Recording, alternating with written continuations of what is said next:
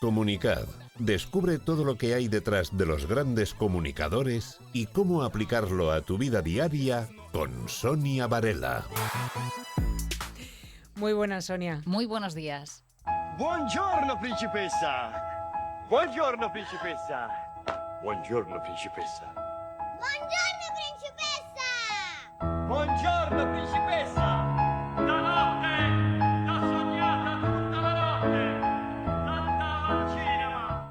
Pero antes vamos a hablar de comunicación y en concreto Sonia Varela nos va a hablar de liderazgo, que, oye, viene muy bien con todo lo que estamos viviendo, ¿eh, Sonia? Sí, porque siempre abrimos con esta sintonía de buongiorno, pero a veces en las empresas hablamos de entornos corporativos, bueno, todo tipo de situaciones en las que hay que gestionar un malestar, una incomodidad y saber comunicar. Cuando todas las cosas van bien, parece que el liderazgo va solo, ¿no?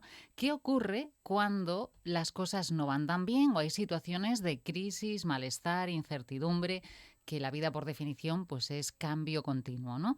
Hay una escena bastante conocida en la historia de Apple. Hoy vamos a hablar de que liderar no es evitar el malestar, porque vivimos en una época como Mr. Wonderful en el que las empresas a veces adoptan como un manual de Mr. Wonderful, ¿no? De que todo es maravilloso. Como si fuéramos una red social en la que mostramos nuestra mejor cara y todo siempre nos va fenomenal. Y que hay que aportar esta psicología positiva a todo. Bueno, debajo de esa capa de bienestar... De utopía.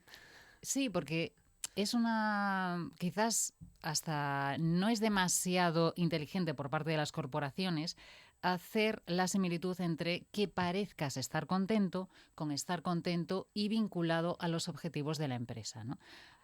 ¿Por qué nombramos a Steve Jobs? Porque lo que hacía era como interrumpir constantemente, hacer que esa incomodidad real surgiera en las conversaciones. ¿Para qué?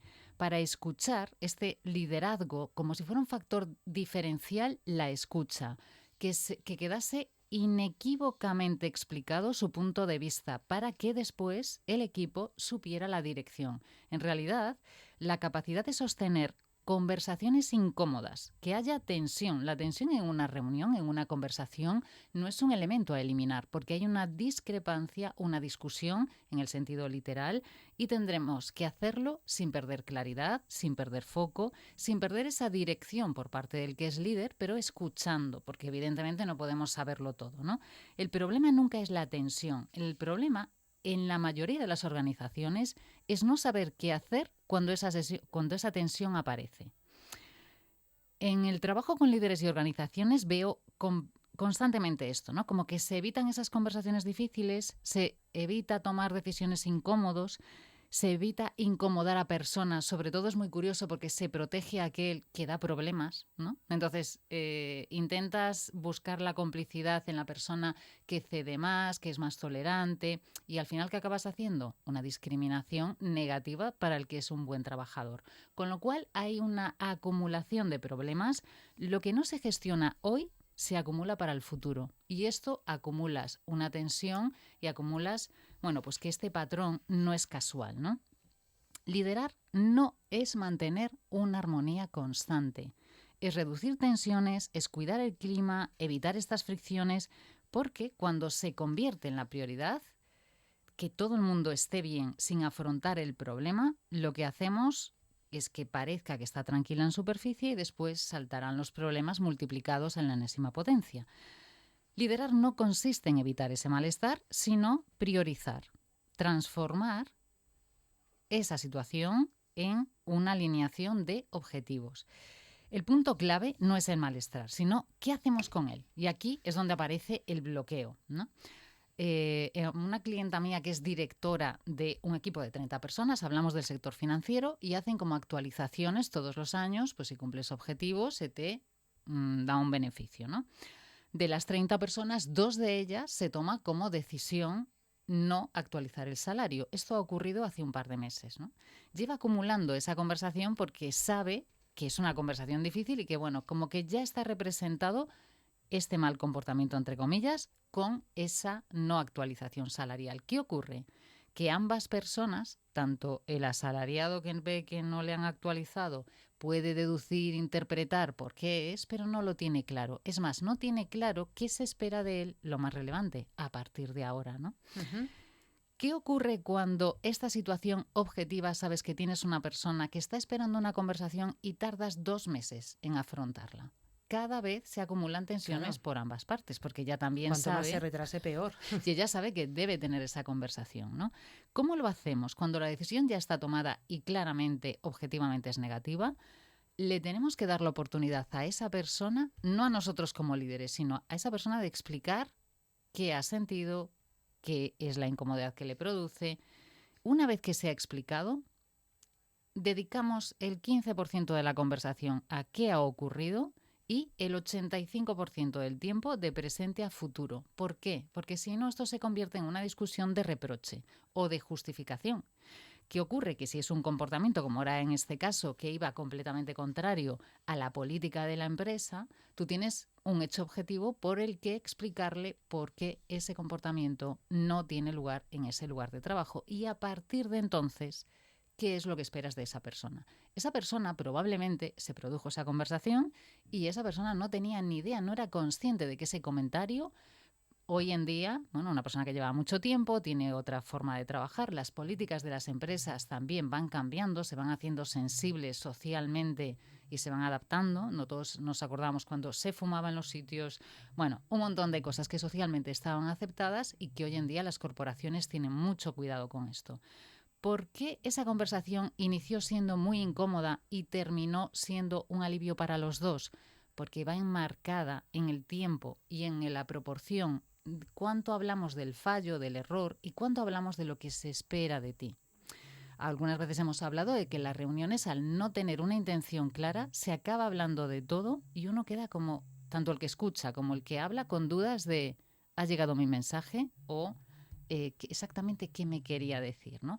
O, Ujú. sobre todo ya con personas que tienen pues un perfil senior, estas cosas de qué me va a decir a mí esta persona que lleva menos tiempo, ¿no?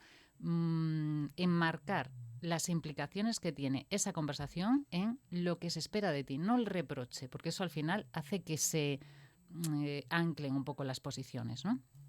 Hay otra capa, ya no solo de la tensión, que nos incomoda mucho y es la incertidumbre en las corporaciones, ¿no?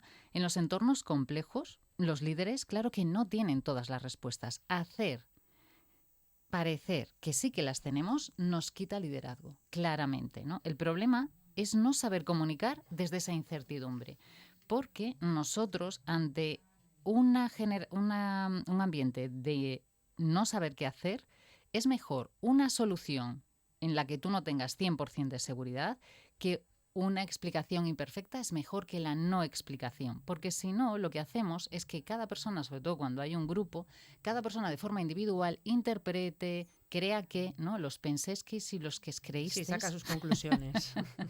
Y esto, en una fundación, pongo el ejemplo en el ámbito veterinario, porque el anterior era un ámbito financiero, para que veáis que ocurre en todo tipo de sectores, ¿no? Al final somos personas que tenemos que conseguir unos objetivos de forma grupal. Me vale también una ciudad como ciudadanos, una familia. Cualquier grupo necesita unas instrucciones y unos marcos mucho más delimitados, porque cada uno tenemos nuestra manera de pensar en nuestra educación, en nuestra formación, nuestra familia.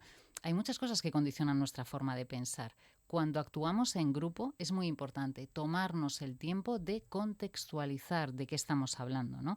En este caso que os digo de la fundación, eran ganaderos con políticas europeas y hay una presión social sobre el bienestar animal y el cambio climático. Socialmente hay una perspectiva diferente a la hora de cómo hacemos nuestras actividades también en este sector, ¿no?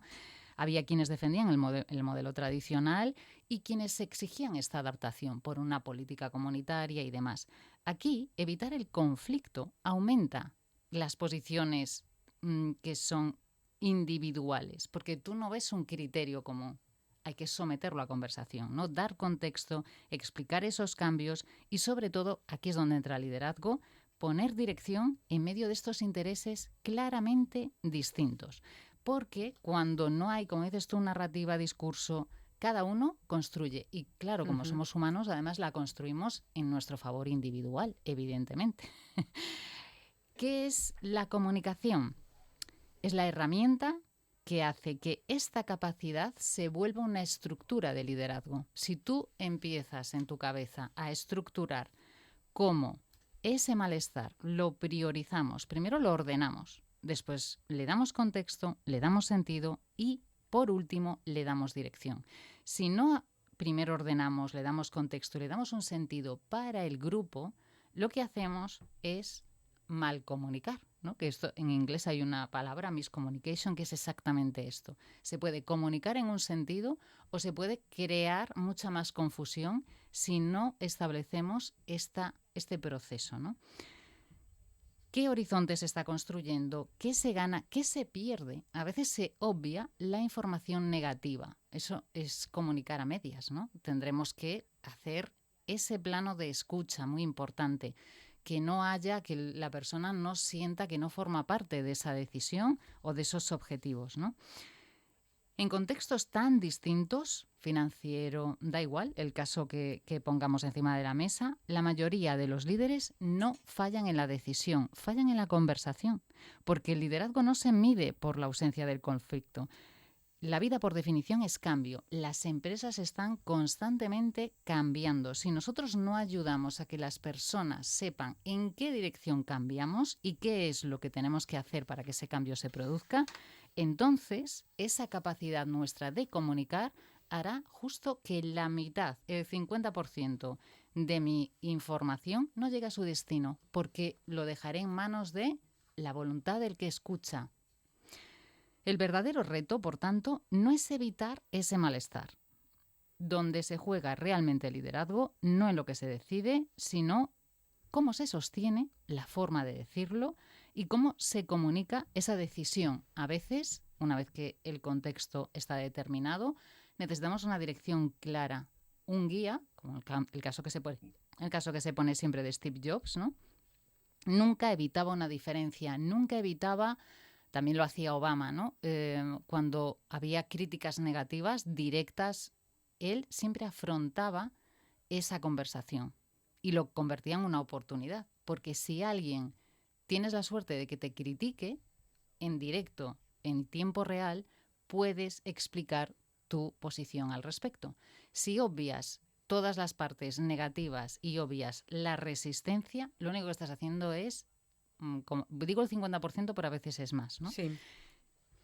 ¿Tenemos o no la capacidad de comunicar estas diferencias, ¿no? Lo importante, construir esa claridad en los momentos donde más cuesta, porque la mayoría de estrategias no fracasan por malas decisiones, sino por malas conversaciones.